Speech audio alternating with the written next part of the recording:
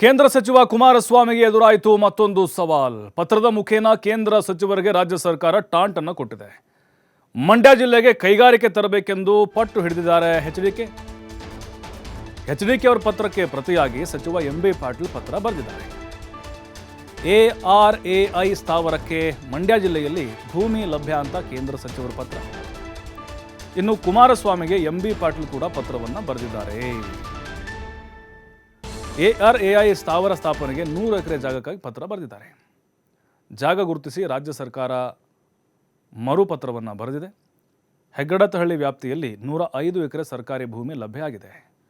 ನಿಮ್ಮ ಸಚಿವಾಲಯದ ತಂಡ ರಾಜ್ಯಕ್ಕೆ ಭೇಟಿ ನೀಡಿ ಈ ಭೂಮಿಯು ತಮಗೆ ಸೂಕ್ತವಾಗಿದ್ದರೆ ತ್ವರಿತವಾಗಿ ಸೂಚಿಸಬೇಕೆಂದು ಉಲ್ಲೇಖವನ್ನು ಆ ಪತ್ರದಲ್ಲಿ ಮಾಡಿದ್ದಾರೆ. ಯಾಕೆಂದರೆ ಮೊನ್ನೆ ಕಾಂಗ್ರೆಸ್ ಶಾಸಕರು ಪ್ರಶ್ನೆ ಮಾಡಿದರು, ಬಜೆಟ್ನಲ್ಲಿ ಏನು ಮಂಡ್ಯಕ್ಕೆ ತರಲಿಲ್ಲ ಇವರು, ಕೇಂದ್ರ ಸಚಿವ ಕುಮಾರಸ್ವಾಮಿ ಅವರು ಅವ್ರ ಸಾಧನೆ ಏನು ಅಂತೇಳಿ. ಅದಕ್ಕೆ ಟಾಂಟ್ ಕೊಟ್ಟಿದ್ರು ಕುಮಾರಸ್ವಾಮಿ ಅವರು, ಯಾವ ಸಚಿವರು ಕೂಡ ನನ್ನ ಹತ್ರ ಬಂದಿಲ್ಲ, ಒಂದು ಪತ್ರ ಬರೆದಿಲ್ಲ ಅಂತ. ಅದರ ಬೆನ್ನಲ್ಲೇ ಈ ಪತ್ರ ಬರೆದಿದ್ದಾರೆ.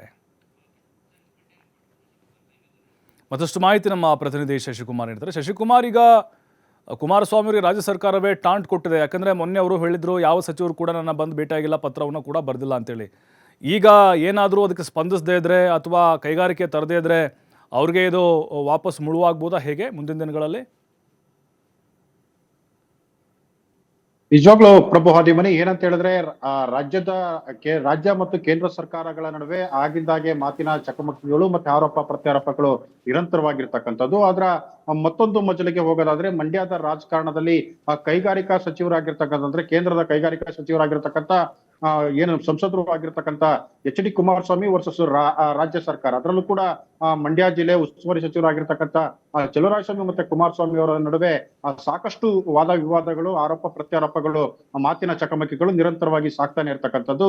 ಏನ್ ವಿಚಾರ ಅಂತ ಹೇಳಿದ್ರೆ, ಇತ್ತೀಚೆಗೆ ಬಜೆಟ್ ಘೋಷಣೆ ಆದಂತ ಸಂದರ್ಭದಲ್ಲಿ ಮಂಡ್ಯ ಜಿಲ್ಲೆಗೆ ಯಾವುದೇ ತರಹದ ಕೊಡುಗೆಯನ್ನ ಕೇಂದ್ರ ಸಚಿವರು ಕೊಡಿಸ್ತಿಲ್ಲ ಅನ್ನೋ ಒಂದು ಗಂಭೀರವಾದಂತಹ ಆರೋಪವನ್ನ ಚಲುವರಾಯಸ್ವಾಮಿ ಸೇರಿದಂತೆ ರಾಜ್ಯ ಸರ್ಕಾರದ ಸಚಿವರು, ಶಾಸಕರುಗಳು ಮತ್ತೆ ಮಂಡ್ಯ ಜಿಲ್ಲೆಯ ಕಾಂಗ್ರೆಸ್ ನಾಯಕರುಗಳು ನಿರಂತರವಾಗಿ ಆರೋಪವನ್ನ ಮಾಡ್ತಿದ್ರು.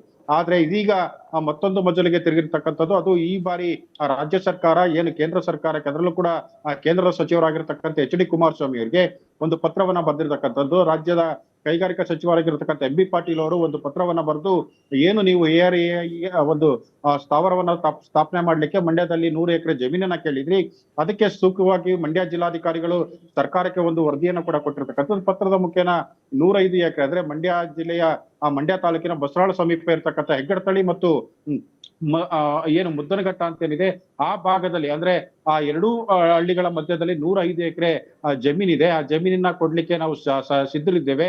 ಹೀಗಾಗಿ ನಿಮ್ಮ ಸಚಿವಾಲಯದ ಸಿಬ್ಬಂದಿ ಇರ್ಬೋದು, ಮತ್ತೆ ಏನು ಕೈಗಾರಿಕಾ ಇಲಾಖೆಯ ಅಥವಾ